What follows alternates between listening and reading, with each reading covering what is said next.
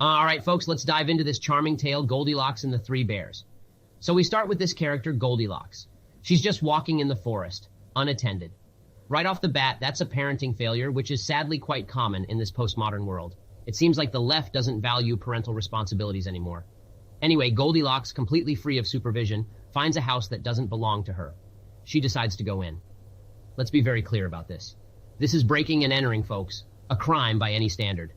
It's a stark illustration of moral relativism that we're seeing far too often these days. Goldilocks goes on to sample 3 bowls of porridge left by the bear family. The audacity, the entitlement.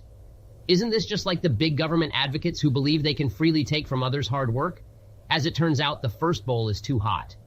And that's probably because of climate change, right? According to the left, everything is because of climate change. The second bowl is too cold. Maybe it was refrigerated by a non-energy efficient refrigerator, one of those things that the Green New Deal wants to do away with. And then she finds a bowl that is just right. No surprises there.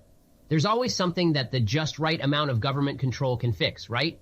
That's the narrative that they want you to believe. Post-porridge Goldilocks goes about testing chairs in the bear's house. Now let's just pause here.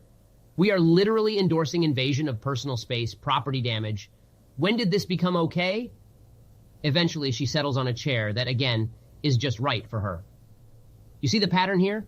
The left-leaning mindset seems to be finding comfort at others' expense, which is not sustainable nor moral. This just right chair, however, breaks under Goldilocks. A clear example of quality control failure, probably because the bears had to cut corners due to excessive taxation. Tired from her day of law-breaking and general disrespect for private property, Goldilocks finally decides to go to bed. I guess the entitlement really does wear you out. She tests out the beds. Too hard, too soft, and as you might have guessed, one was just right. By the time the bears return, they find their home invaded and their property disrespected. But I suppose we're supposed to feel bad for Goldilocks when she wakes up and runs away in fear.